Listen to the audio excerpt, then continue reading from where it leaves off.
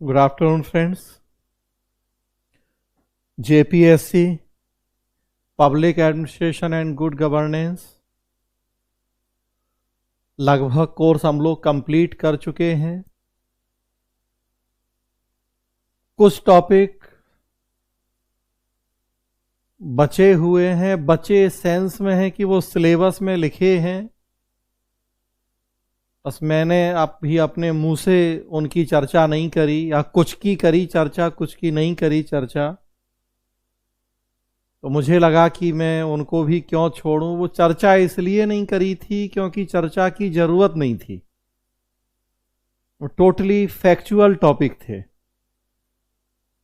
कुछ संसद द्वारा बनाए गए कानून, घरेलू हिंसा कानून या शिक्षा का अधिकार कानून, तो बेसिकली फैक्चुअल टॉपिक हैं कि उन कानूनों के प्रावधान क्या हैं, वो बस आपको पढ़ने हैं।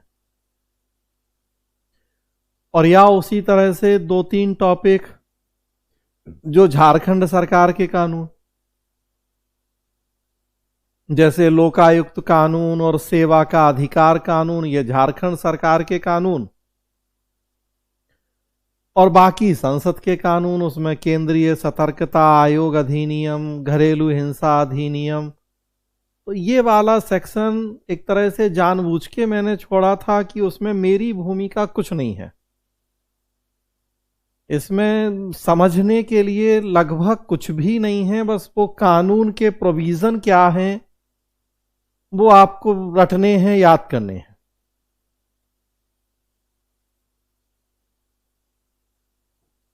फिर भी मुझे लगा कि मैं क्यों अपनी तरफ से छोड़ूं, किसी के कहने के लिए ये हो कि कोर्स पूरा नहीं हुआ, छोड़ दी गई कुछ चीजें। तो मुझे लगा कि मैं एक क्लास कर लूं उस पे, ताकि ये तसल्ली मुझे भी रहे अंदर से और आप सबको भी हो जाए कि हाँ, कुछ भी छोड़ा नहीं गया, हमारा कोर्स कंप्लीट हुआ। सो बस उसी लिए ये आज की क्लास है।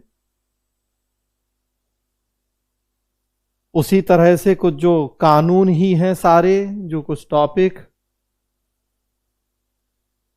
बच रहे थे वो यहां स्क्रीन पे आप देख रहे हैं। एक झारखंड लोकायुक्त अधिनियम 2001, तो देखिए झारखंड सरकार का कानून। दूसरा केंद्रीय सतर्कता आयोग, ये संसद का कानून, केंद्रीय सतर्कता आयोग अधिनियम। फिर सेवा का अधिकार कानून 2011, ये झारखंड सरकार का कानून। और फिर नीचे के चार देखें तो संसद के कानून। बच्चों को निःशुल्क एवं अनिवार्य शिक्षा का अधिकार अधिनियम 2009, घरेलू हिंसा से महिलाओं का संरक्षण अधिनियम 2005, माता पिता एवं वरिष्ठ नागरिक भरण पोषण एवं कल्याण अधिनियम 2007, और उपभोक्ता संरक्षण अधिनियम 1986। उपभोक्ता संरक्षण अधिनियम में 2019 में संशोधन हुआ तो वो भी है। माता पिता वरिष्ठ नागरिक भरण पोषण कल्याण अधिनियम में भी संशोधन हुआ 2019 में, वो भी है। तो नए कानून भी हैं साथ में। तो मैंने मेन तो जो काम मुझे करना था वो कर दिया कि इनका भी मैंने नोट्स एक प्रॉपरली तैयार करके, एडिट करके, जैसे भी मतलब आप तक वो चीज पहुंचा दी। मेन वही था काम कि टॉपिक वाइज नोट्स आपके पास हो। और बाकी मुझे लगा कि चलिए आधा एक घंटे थोड़ा सा आपसे इस पे हम बात भी कर लें, ताकि वो काम भी एक कंप्लीट रहे। तो ये 7 कानून हैं, 5 संसद के और 2 झारखंड सरकार के। सो कानूनों के प्रावधान तो मैं डिस्कस नहीं करूंगा आपसे, वो फैक्ट है। अब आप पढ़े लिखे समझदार हैं, मेंस लिखने जा रहे हैं, सो कानूनों के प्रावधान तो अपने आप पढ़ के रट सकते हैं। बस जहां जितने कॉन्सेप्ट की बात है वो एक ओवरऑल कॉन्सेप्ट में बस यहां आपको बता देता हूं, ताकि वो कॉन्सेप्ट समझा रहेगा तो कानून के प्रावधान तो बस फिर आपको रटने हैं। तो पहला है उसमें झारखंड लोकायुक्त अधिनियम 2001। सिलेबस में शिकायत निवारण की प्रक्रिया, लोकपाल, लोकायुक्त, ये सिलेबस है। ऑलरेडी इस पे हम एक क्लास कर चुके हैं। शिकायत निवारण प्रक्रिया, ओवरऑल लोकपाल, लोकायुक्त क्या है हम पढ़ चुके हैं। ये स्पेशली बस झारखंड का लोकायुक्त कानून क्या है तो इसका कॉन्सेप्ट ऑलरेडी डिस्कस किया जा चुका है। एक बार रिवाइज करवा दूं मैं 2 मिनट में आपको। हमने बात की है कि जब जनता की अपेक्षाएं और प्रशासन की उपलब्धियों के बीच में गैप होता है तो जनता की शिकायतों का जन्म होता है। समय पर उन शिकायतों का समाधान आवश्यक होता है, नहीं तो वो शिकायतें असंतोष बनती हैं और असंतोष कभी भी विद्रोह का रूप ले लेता है। तो जरूरत होती है कि समय पर हम जनता की शिकायतों का समाधान करें। अब कैसे करें समय पर जनता की शिकायतों का समाधान? तो उसके लिए स्वीडन नामक देश में ओम्बुड्समैन नाम की संस्था बनाई गई और फिर देखा देखी दुनिया के और दूसरे देशों में भी उस तरह की संस्थाएं बनी। नाम जिसको जो समझ में आया उसने रखा।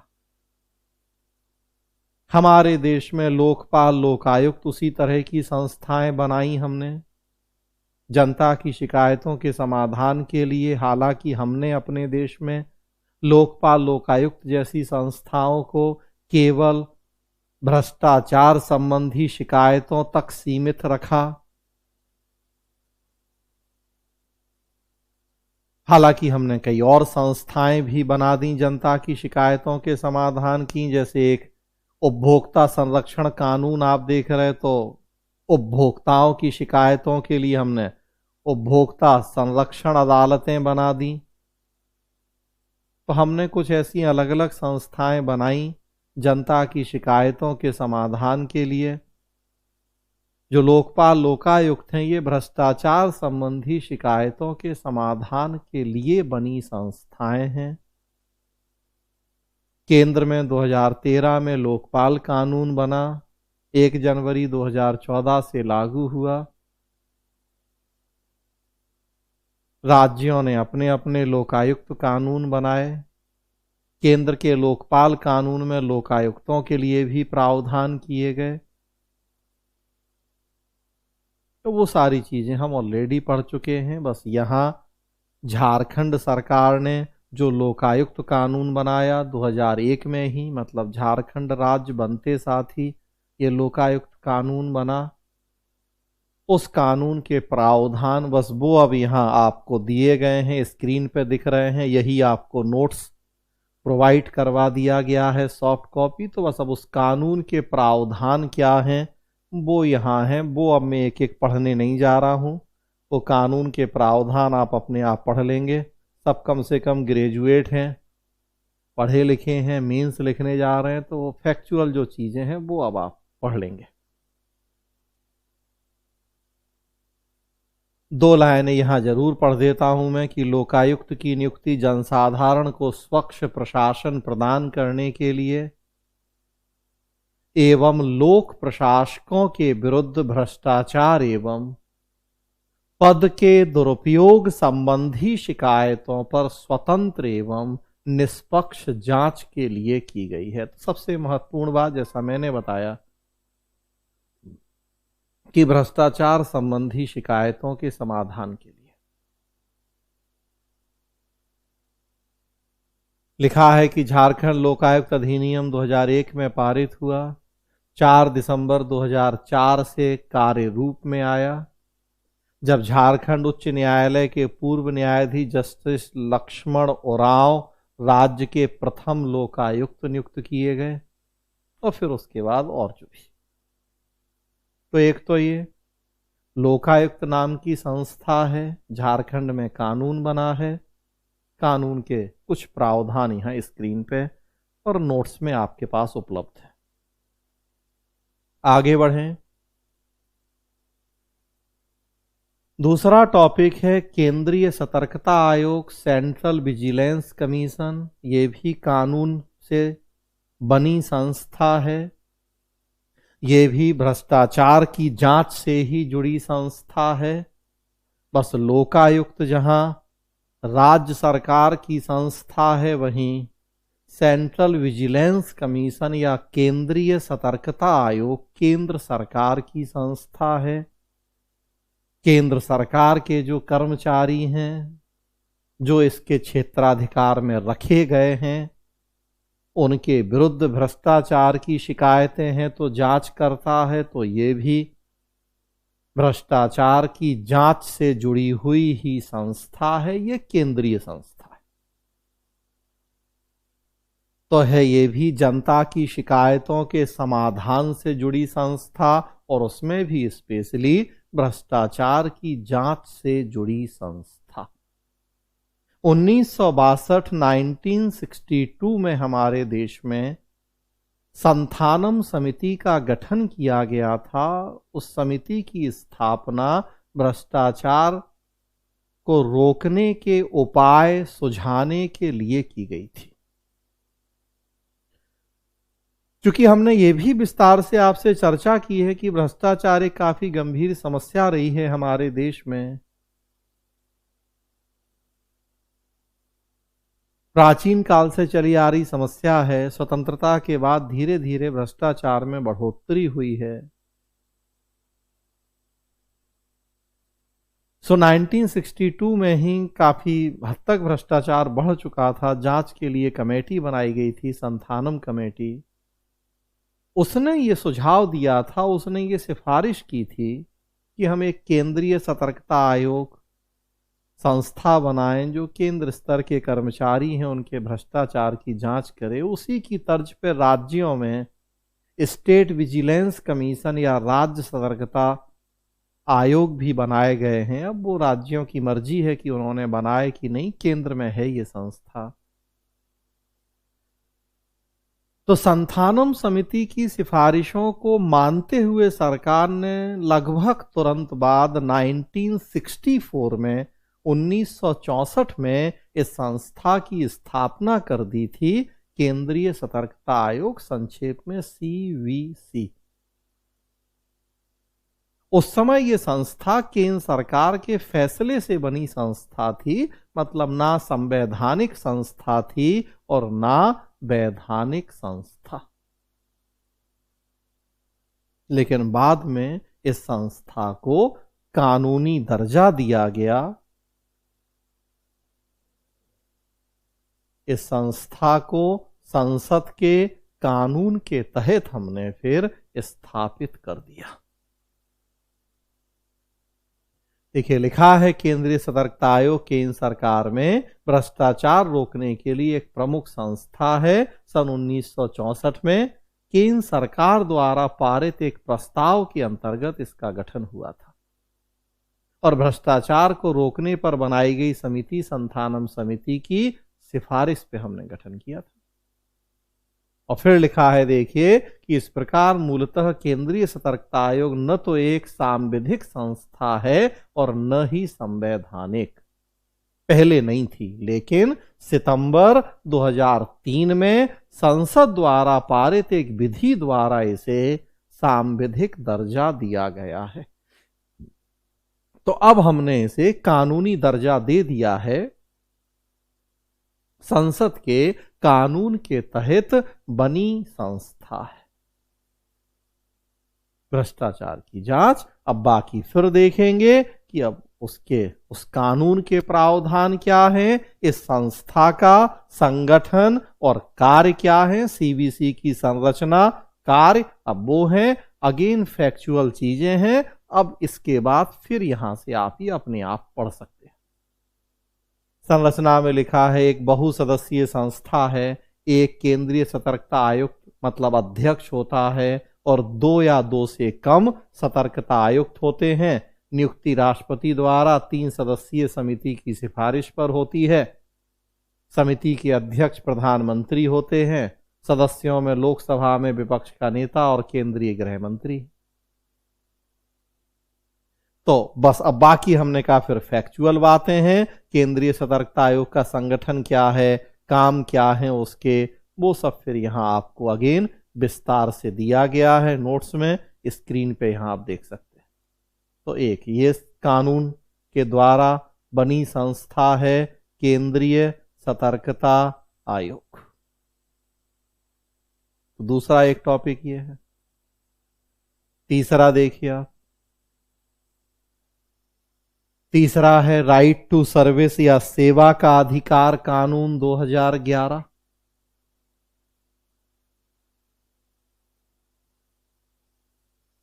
जनता को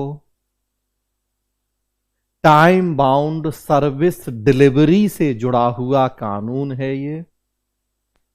टाइम बाउंड सर्विस डिलीवरी मतलब समयबद्ध सेवा उपलब्धता से जुड़ा कानून। हमारे देश में और दुनिया के और देशों में भी, हमें फिलहाल अपने देश और अपने राज्य से मतलब है झारखंड से,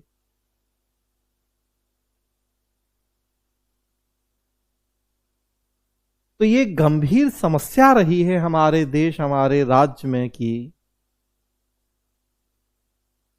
जो सरकारी कर्मचारी हैं, लोक सेवक हैं, नौकरशाह हैं, समय पे अपने कामों को संपन्न नहीं करते हैं।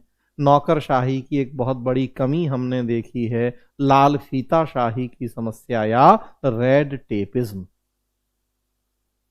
कार्यों को करने में अनावश्यक विलंब या देरी। काम 1 दिन 2 दिन 4 दिन का है, लेकिन जनता पढ़ी लिखी नहीं है, जागरूक नहीं है, सरकारी कायदे कानूनों को समझती नहीं है, तो बस उसी का फायदा उठा के सरकारी कर्मचारी जनता को परेशान करते हैं, टाल मटोल करते रहते हैं, काम नहीं करना पड़े, और या भ्रष्टाचार का जरिया बन जाता है कि काम तो बड़ा कठिन है, 6 महीने से पहले पूरा नहीं होना है, लाओ कुछ चाय पानी का इंतजाम करो तो देखते हैं। तो भ्रष्टाचार का भी फिर कारण है वो। 21st सेंचुरी में अब उस तरह की चीजें चल पाना संभव नहीं है। ये पुराने जमाने की बातें हो गई कि अंडर टेबल, और होने को आज भी हो रहा है, करने वाले तो कर ही रहे, लेकिन फिर भी 21वीं सदी में जब से एलपीजी आया, गुड गवर्नेंस हुआ, ग्लोबल विलेज हुआ, अब उसके बाद हम अपेक्षा करने लगे हैं कि प्रशासन एटलीस्ट अब सुधर जाए, अपने वर्क कल्चर, अपनी कार्य संस्कृति को सुधार ले, अब ज्यादा पीपल्स फ्रेंडली या सिटीजन्स फ्रेंडली बिहेव करे, समय पे लोगों को ईमानदारी से गुणवत्ता की वस्तुएं सेवाएं प्रदान करे। स्पेशली प्राइवेटाइजेशन का जमाना है, नहीं करेगा जनता प्राइवेट वालों के पास चली जाएगी, सरकार भी नौकरी से निकाल देगी, बंद कर देगी भर्तियां। तो सुधार लें अपने आप को नौकरशाह। और एक सुधार सबसे बड़ा यही है कि अब समयबद्ध सेवाएं प्रदान करें लोग। गुड गवर्नेंस की जरूरत है, टाइम बाउंड सर्विस डिलीवरी। तो इन सब जरूरतों को ध्यान में रखते हुए सबसे पहले मध्य प्रदेश राज्य ने 2010 में ये कानून बनाया, सेवा का अधिकार, राइट टू सर्विस एक्ट। हुआ क्या इसमें कि जनता से जुड़ी जो सेवाएं हैं सरकार द्वारा प्रदान की जाने वाली, उनके, जैसा हम बार बार बात कर रहे, टाइम बाउंड सर्विस डिलीवरी की व्यवस्था कर दी गई।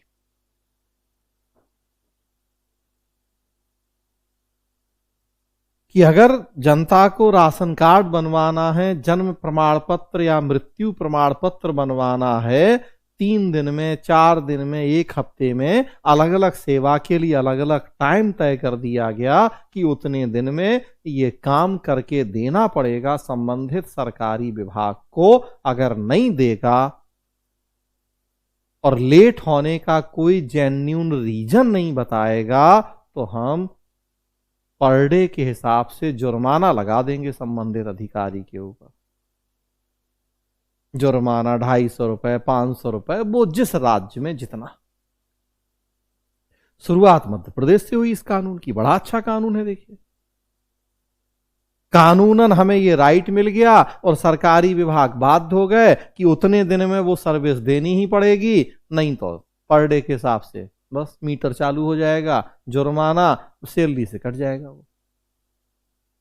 अब ये तो कोई नहीं चाहेगा, सरकारी बाबू तो कभी नहीं चाहेंगे कि वो सैलरी से 50,000 40,000 सैलरी है, पता लगा 5,000 कट के आया है, क्यों? तो और 2-4-10 आदमी के साथ ऐसा कर लो तो पता पड़ा कि जितनी सैलरी थी उससे ज्यादा जुर्माना हो गया है।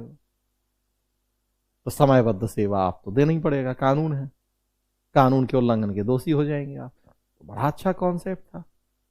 शुरुआत मध्य प्रदेश से हुई, स्वाभाविक सी बात है, चूंकि अच्छा कॉन्सेप्ट था, देखा देखी बाकी राज्यों ने भी इसको अपनाया। 2011 में बस वही झारखंड में बना कानून, सेवा का अधिकार कानून 2011, पर्पस वही है, समयबद्ध सेवाओं की उपलब्धता। पीछे मैंने जब सिटीजन चार्टर पढ़ रहे थे तो उसमें बताया भी आपको कि एक कॉन्सेप्ट, ब्रिटिश कॉन्सेप्ट है सिटीजन चार्टर या नागरिक अधिकार पत्र। उसमें भी प्रयास यही होता है कि समयबद्ध सेवा मिल जाए, बस उसमें कानूनन वो हमें अधिकार नहीं होता, बस वो विभाग अपनी स्वेच्छा से प्रयास करता है कि समयबद्ध सेवा हो। और जो राइट टू सर्विस है, यही डिफरेंस है कि ये कानूनन हमें अधिकार मिलता है। अब इसमें विभाग या संबंधित अधिकारी की मर्जी के ऊपर निर्भर नहीं है कि वो सेवा दे तो भी अच्छा समय पे और ना दे तो भी। इसमें तो कानून है तो देना ही उसे हमारा अधिकार है और उसकी बाध्यता है। तो यही दोनों की अप्रोच में अंतर है। और हम लोगों के देश में तो वही स्वेच्छा से लोग क्या करते हैं, कब करते हैं? तब अमेरिका ब्रिटेन में है, चलो भैया कि स्वेच्छा से ही लोगों को लगता है कि हम ये करें तो कर लेते हैं। हमारे यहाँ तो जब तक डंडा नहीं चलाओ, कानून नहीं बनाओ, करने वाले तो उसके बाद भी नहीं करते।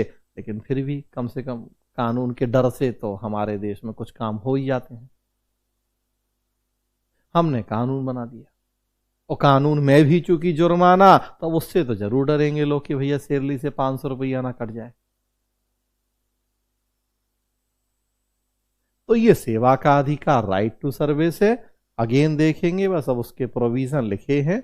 झारखंड में समयबद्ध सेवा का अधिकार कानून लागू है, संक्षेप में से राइट टू सर्विस कहा जाता है। बाकी उससे जुड़ा जो हमें मिल पाया, झारखंड विधानसभा ने 30 अगस्त 2011 को ये विधेयक पास किया था। नाम है झारखंड राज्य सेवा देने की गारंटी विधेयक।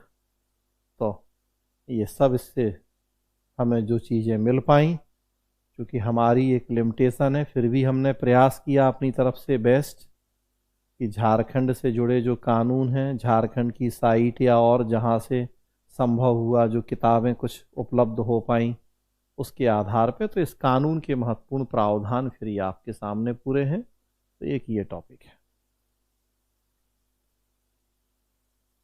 चलिए चौथा देखिए, RTE, right to education. Bharat में वेलफेयर स्टेट या लोक कल्याणकारी राज्य की अवधारणा है, आप सभी भली भांति इस बात से अवगत हैं।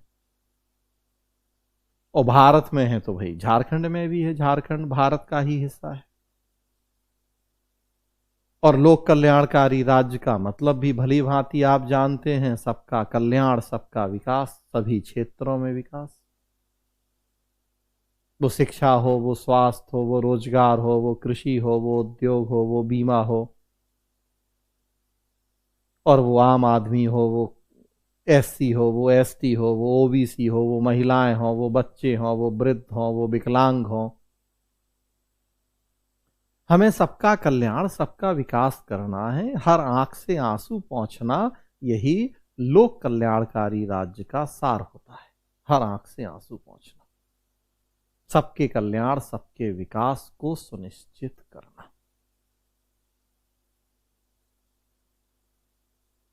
उसी के लिए सरकार समय समय पे प्रयास करती रही है। हमारे देश में सैकड़ों कल्याणकारी योजनाएं बनी हैं और उसी तरह से सैकड़ों कानून भी बने हैं लोगों के कल्याण और विकास से जुड़े हुए। ये उसी तरह के कानून हैं। एक ये है, इसके बाद अगला कानून घरेलू हिंसा से संरक्षण, या और अगला वृद्ध व्यक्तियों का भरण पोषण। तो सब देखिए वेलफेयर स्टेट की देन है। ये समाज के ये वंचित शोषित वर्ग हैं, देख लीजिए, बच्चे हैं, महिलाएं हैं, वृद्ध हैं, समाज के पिछड़े वंचित शोषित वर्गों की श्रेणी में आते हैं ये सब वर्ग। तो इनके कल्याण विकास के लिए सरकार को विशेष प्रयास करने होते हैं, क्योंकि ये तीनों वर्ग ऐसे हैं जो अपने आप में उतने सक्षम नहीं हैं कि खुद अपने कल्याण विकास के लिए आगे आएं, सरकार से डिमांड करें, दबाव बनाएं। ये तीनों वर्ग निर्भर हैं दूसरे के ऊपर अपने कल्याण और विकास के लिए। हमारे समाज की जो परंपरा रही है, जो सामाजिक संरचना रही है हमारे समाज की, तो देखिए आप ये सारे वर्ग उसी कैटेगरी के। छोटे बच्चे हैं बेचारे, वो तो क्या करेंगे अपने दम पे। महिलाएं हैं तो पितृसत्तात्मक समाज होने से महिलाओं की स्थिति भी दबी कुचली वाली ही ज्यादा रही है।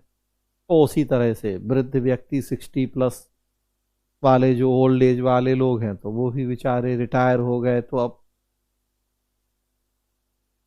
निर्भर हैं अपने बच्चों के ऊपर, या दुकान या खेती किसानी। तो सब एक उम्र के बाद व्यक्ति की उतनी क्षमताएं नहीं होती। तो सब ये वर्ग देखिए आप डिप्राइव्ड क्लास की कैटेगरी में आ जाते हैं, शोषित वंचित वर्ग की कैटेगरी में आ जाते हैं।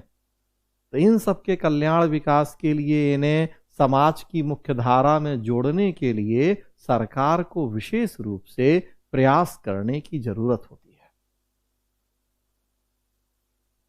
बच्चों के लिए सबसे बड़ी चीज है शिक्षा, स्वास्थ्य, यही मुद्दे हैं बच्चों के लिए। तो भाई उन्हें नौकरी तो चाहिए नहीं है अभी 10 साल 12 साल की उम्र में। हाँ, पढ़ा लिखा दिया जाए उन्हें, वो सबसे जरूरी है उनके लिए। तो उसी के लिए फिर ये कानून बना है। आप हमारा संविधान देखिए तो डायरेक्टिव प्रिंसिपल्स, नीति निर्देशक तत्वों में पहले प्रावधान था 14 साल तक के बच्चों की शिक्षा से जुड़ा हुआ। डायरेक्टिव प्रिंसिपल का पार्ट था वो, तो मतलब राज्य की इच्छा थी, वो राज्य के लिए एक मोरल ड्यूटी थी कि राज्य अगर सक्षम है, उसके जो खजाना है, उसके जो संसाधन है, उसे अलाउ कर रहे हैं, परमिशन दे रहे हैं, तो वो छोटे बच्चों की शिक्षा की व्यवस्था करे।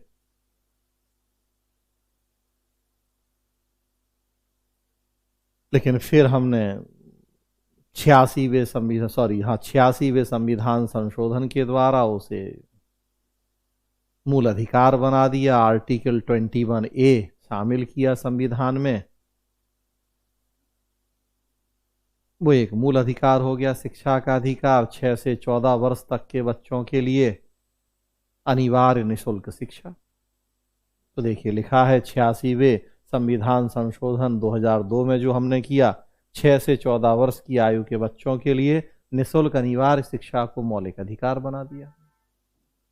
निदेशक तत्व में था तब तक राज्य की मर्जी थी, मूल अधिकार हो गया तो अब मर्जी तो है नहीं, अब तो मूल अधिकार है हमारा, तो भी मिलना ही है, हमें मिलना ही चाहिए। इसी अधिकार को प्रदान करने के उद्देश्य से फिर कानून बना। ये जो कानून आप देख रहे हैं, बच्चों को निःशुल्क अनिवार्य शिक्षा का कानून। मूल अधिकार में कई अधिकार देखिए आप ऐसे हैं जो स्वतः लागू हैं, स्वतंत्रता, समानता। कई अधिकार ऐसे हैं जिनको लागू करने के लिए संसद को कानून बनाना पड़ता है। संविधान के अनुच्छेद 35 के तहत व्यवस्था है, शिक्षा का अधिकार मूल अधिकार बना, और इसको प्रॉपरली इंप्लीमेंट करने के लिए कानून की जरूरत को ध्यान में रखते हुए 2009 में संसद ने फिर वो कानून बनाया। तो देखिए अनुच्छेद 21 क और शिक्षा का अधिकार अधिनियम 1 अप्रैल 2010 से प्रभावी है। कानून 2009 में बन गया, लागू हुआ 1 अप्रैल 2010 से। शिक्षा का अधिकार अधिनियम शीर्षक के अंतर्गत निःशुल्क एवं अनिवार्य प्राथमिक शिक्षा अंतर्निहित है। निःशुल्क शिक्षा का तात्पर्य है कि कोई भी बच्चा, यहां तक कि ऐसा बच्चा जिसके माता पिता ने उसे ऐसे विद्यालय में प्रवेश दिलाया है जो किसी सरकार से सहायता प्राप्त नहीं है, उस विद्यालय में ऐसी किसी भी शुल्क व्यय के लिए बाध्य नहीं है जो उसकी प्राथमिक शिक्षा प्राप्ति के मार्ग में बाधक हो। और अनिवार्य शिक्षा उपयुक्त सरकार तथा स्थानीय निकाय के लिए उत्तरदायित्व सुनिश्चित करती है कि 6 से 14 वर्ष की आयु वर्ग के सभी बच्चों की प्राथमिक शिक्षा पूरी कराने के संबंध में प्रवेश एवं उपस्थिति जैसी औपचारिकताएं पूरी हों। और फिर उस कानून के प्रावधान क्या हैं, तो फिर वो लिखा हुआ है। तो अगेन फिर वो कानून के बस प्रावधान आपको, तो बच्चों के लिए निःशुल्क अनिवार्य शिक्षा मूल अधिकार, और उसी के लिए ये कानून बना दिया संसद ने। तो एक ये टॉपिक है।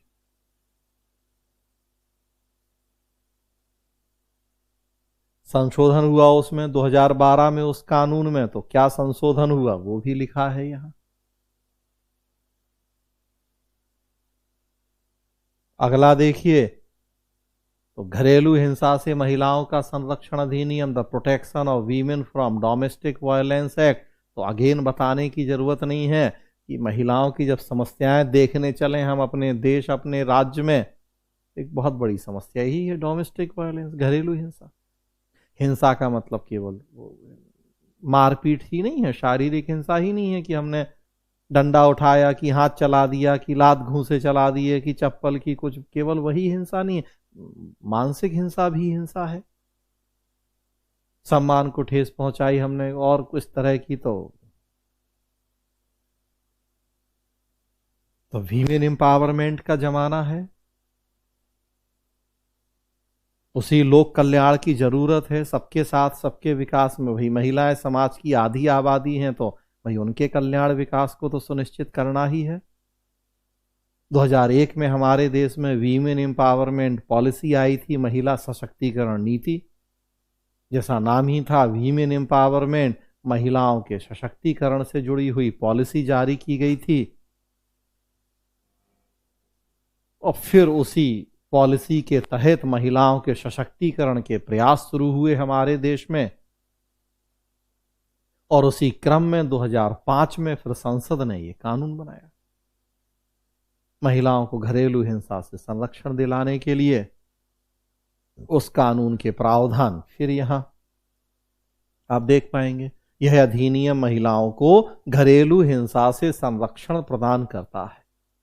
ऐसा नहीं है कि इससे पहले महिलाओं के खिलाफ होने वाली हिंसा से निपटने के लिए देश में कोई कानून नहीं था, लेकिन पहले का कानून विशिष्ट रूप से परिवार या घर के अंदर महिलाओं के खिलाफ होने वाली हिंसा पर केंद्रित नहीं था। घर के अंदर जो हिंसा होती थी स्पेशली उसके लिए नहीं था कोई कानून।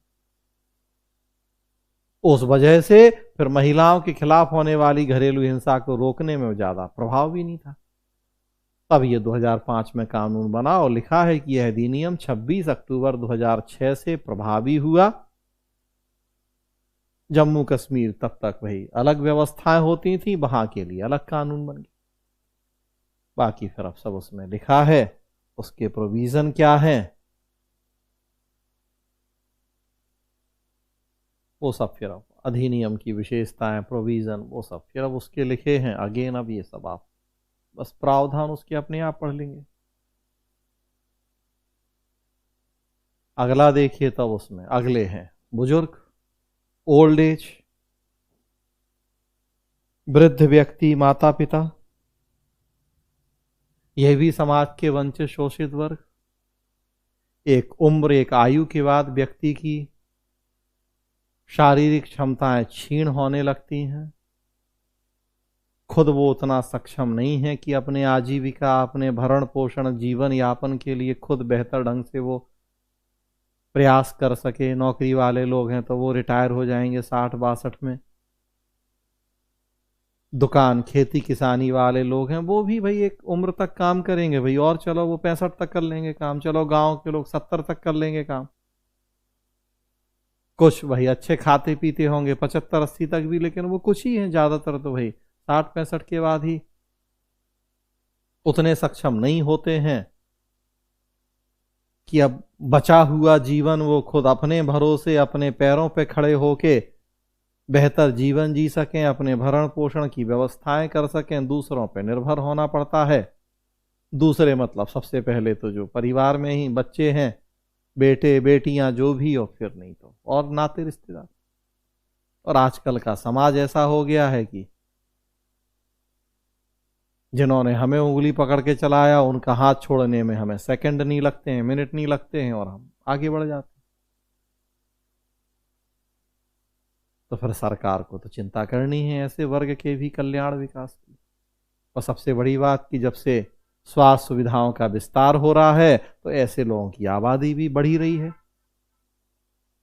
पहले जीवन प्रत्याशा भाई कितनी होती थी, आदमी 55 60 65 तक तो मैक्सिमम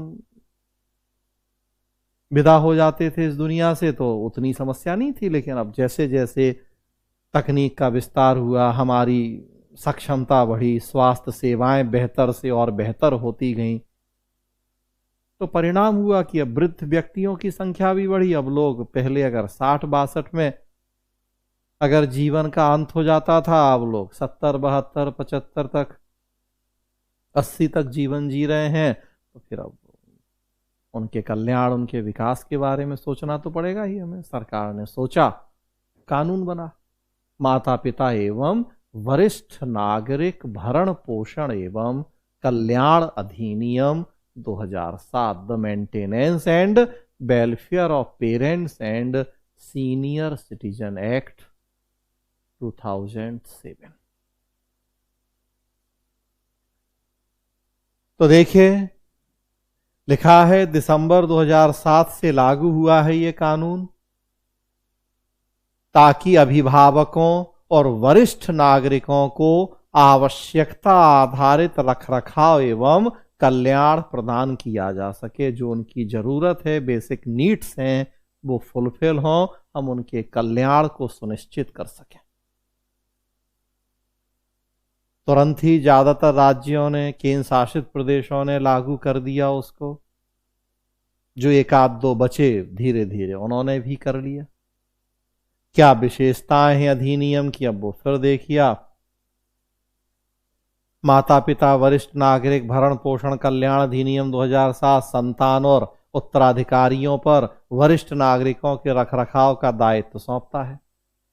उसके अलावा यह राज्य को प्रत्येक जिले में ओल्ड एज होम्स या वृद्ध आश्रम स्थापित करने की अनुमति भी देता है। और उसी तरह से फिर और देखिए जो प्रोविजन है उसके, वो लिखे हैं उसमें। तो 2007 में हमने ये कानून बनाया था। और फिर देखिए आप 2019 में उस कानून में संशोधन के लिए विधेयक आया, माता पिता वरिष्ठ नागरिकों का भरण पोषण कल्याण संशोधन विधेयक। माता पिता वरिष्ठ नागरिकों के भरण पोषण कल्याण जुड़े विधेयक को लोकसभा में स्थापित किया गया, स्थायी समिति को सौंपा गया। देखिए लिखा है सरकार ने 1999 में राष्ट्रीय वृद्ध जन नीति बनाई थी, नेशनल ओल्ड एज पॉलिसी। उसमें वृद्धों की देखभाल कल्याण, तो अब ये जो संशोधन के लिए विधेयक है उसके प्रोविजन क्या है वो यहां देख सकते हैं आप। तो वो नया फिर यहां हमने दे दिया है आपको, बस वही प्रावधान आपको पढ़ने हैं।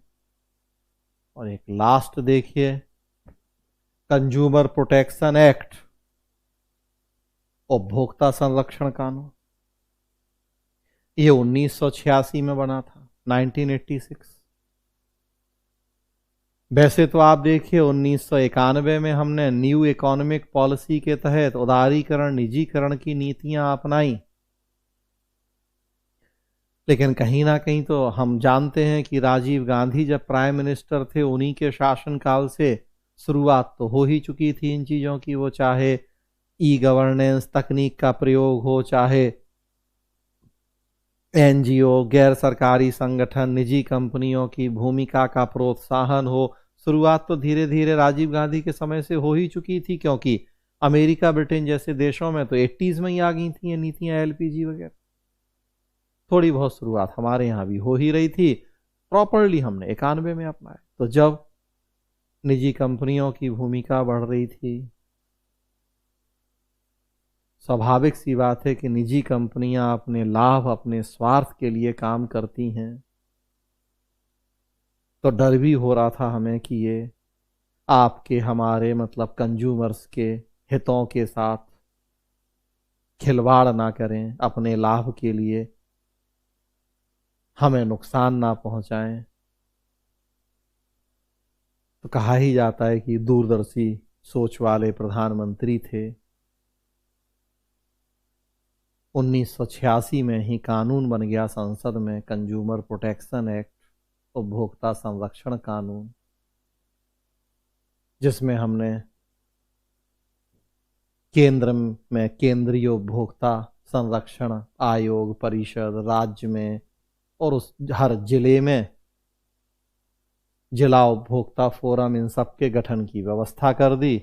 उद्देश्य था उपभोक्ताओं के अधिकारों की रक्षा करना तथा उन्हें प्रोत्साहन देना। तो नाम ही है कंज्यूमर प्रोटेक्शन, उपभोक्ताओं के अधिकारों की रक्षा, उनके हितों का संरक्षण, स्पेशली प्राइवेट कंपनियों के विरुद्ध। हालांकि ऐसा नहीं है कि ये कानून केवल प्राइवेट कंपनियों को ही शामिल करता है, सरकारी भी शामिल है, लेकिन ज़्यादा संभावना भाई प्राइवेट के साथ ही ज़्यादा होती है कि वो हमारे साथ चीटिंग, धोखा ज़्यादा करते हैं। हालांकि सरकारी भी शामिल है। अक्सर देखिए पोस्ट ऑफिस, स्पीड पोस्ट वगैरह कहता है हम 48 घंटे में पहुंचा देंगे या जो भी, अब अगर उतने में नहीं पहुंचाई, बहुत सारे लोग पहुंच जाते हैं कंज्यूमर कोर्ट। इन्होंने तो कहा था, सरकारी डाक विभाग ने स्पीड पोस्ट इसीलिए नाम ही रखा है इन्होंने स्पीड पोस्ट कि हम मैक्सिमम 48 आवर्स में आपकी डाक यहां से वहां कर देंगे। हमने तो वही यूपीएससी का, झारखंड पीएससी का फॉर्म भर के भेजा था इनके पास स्पीड पोस्ट से, और देखिए इन्होंने टाइम पे नहीं पहुंचाया, डेट निकल गई, हमारा फॉर्म जमा नहीं हो पाया, हमारा पूरा करियर तबाह हो गया। इस बार नहीं तो हमें तो पक्का पीसीएस अधिकारी बनना था। हमने पंडित जी को दिखाया था अपना हाथ, अपना माथा, उन्होंने कहा था कि तुम तो पक्का इस बार टॉप करने वाले हो झारखंड पीसीएस में। देखिए केवल इनकी सरकारी डाक विभाग वालों की गड़बड़ी से हमारा पूरा सब कुछ करियर चौपट हो गया। हमें तो अब मुआवजा चाहिए। तो भाई जाते हम कंज्यूमर कोर्ट। रेलवे में ट्रेन लेट हो गई, या हम तो भैया देखो समय पे एग्जाम देने नहीं पहुंच पाए हम, तो नहीं तो पहली सीट हमारे लिए थी सुरक्षित। रेलवे की गलती है, हमें तो अब मुआवजा चाहिए बदले में। तो ऐसा नहीं है कि केवल प्राइवेट कंपनियों के लिए ही है, सरकारी भी। लेकिन हमने कहा सरकारी तो कितने हैं जो हमें इस तरह की वस्तुएं, सेवाएं प्रदान कर रहे हैं, और उसमें भी हैं तो सरकारी हैं, थोड़ा कम ही चांस होता है कि इस तरह से चीटिंग, धोखाधड़ी करें जिस तरीके से प्राइवेट वाले करते हैं। तो फिर ये कंज्यूमर प्रोटेक्शन एक्ट। अब अगेन देखें उसके बाद फिर उसके प्रोविजन, केंद्रीय उपभोक्ता संरक्षण परिषद, उसके क्या काम होंगे, क्या अधिकार, राज्य उपभोक्ता संरक्षण परिषद, जिला मंच, तो वो सब उनके अधिकार, उनके काम लिखे हुए हैं। 2002 में कुछ संशोधन किया गया उसमें, तो वो लिखा हुआ है। और फिर आप देखेंगे कि 2019 में फिर नया आया है उपभोक्ता संरक्षण अधिनियम। तो लिखा है कि वर्ष 1986 के पूर्ववर्ती अधिनियम को प्रतिस्थापित करते हुए उपभोक्ता संरक्षण अधिनियम 2019 को लागू किया गया है। क्यों हुआ ऐसा? तो लिखा है पूर्ववर्ती अधिनियम में कई सारी कमियां थीं। क्या कमियां? तो सबसे बड़ी कमी तो देखिए कि ई कॉमर्स, खुदरा विक्रेताओं, प्लेटफॉर्म को इसके दायरे में नहीं रखा गया था। तब था ही नहीं, भी तब अमेजन था, तब फ्लिपकार्ट या और ये सब थे। 86 में कानून बना दिया था। तब में अब में कितनी परिस्थितियां बदल गई 35 साल में से एलपीजी के बाद। तो स्वाभाविक सी बात है कि अब की परिस्थिति के अकॉर्डिंग हमें कानून चाहिए। सो फिर ये हम नया कानून लेके आ गए हैं। अब इस कानून के प्रावधान हैं आपके पास 6 कौन कौन से राइट्स हैं उपभोक्ताओं के संरक्षण का अधिकार। अनुचित व्यापार प्रथाओं के विरुद्ध संरक्षण और जो तो कौन कौन से राइट हैं लिखे हुए हैं। अधिनियम के प्रावधान क्या हैं लिखे हैं। केंद्रीय उपभोक्ता संरक्षण प्राधिकरण का गठन होना है। कौन कौन उसके दायरे में होगा, क्या होगा, अन्य प्रावधान क्या है उसके, तो सब अब वो यहां लिखा हुआ है। कंक्लूजन। तो देखिए, सब कानून, सातों कानून, 2 झारखंड के और 5 संसद के। कॉन्सेप्ट मैंने बता दिया आपको 5-5 मिनट में। बाकी अब उनके जो फैक्चुअल सेगमेंट हैं, कानूनों के प्रावधान, अब वो मैं गिन के खड़ा होके एक एक गिनूं, उसका कोई औचित्य नहीं है। वो बस याद करने वाली चीजें हैं। सो वो आप यहाँ से भली भांति सारा प्रॉपरली हमने वो नोट्स एक तैयार करके आपको दे दिया है, सो आप कर सकते हैं वहां से। तो अब अकॉर्डिंग टू सिलेबस सारे टॉपिक हो गए हैं। अब किसी के मन में ये समस्या, शंका नहीं रहनी चाहिए कि पूरा सिलेबस नहीं करवाया गया, कुछ छोड़ा गया। ऐसा कुछ नहीं है, सब चीज़ें अब आपके पास हैं। बढ़िया से एग्ज़ाम दीजिए। और जैसा शुरू में कहा था, आज भी वही कह रहा हूँ कि जितने 100 नंबर का सेक्शन ये हमने किया है आपके साथ, जितने मैक्सिमम नंबर जेपीएससी वाले दे सकते होंगे उतने आपको मिल जाएंगे, अगर आप ढंग से। अब आपके हाथ में है भाई, गेंद अब आपके पाले में है भाई। हमने अपना काम कर दिया है, अब आपको अपना काम करना है, बेहतर तरीके से कर लें तो अच्छा है। तो इतना ही इस क्लास में। धन्यवाद।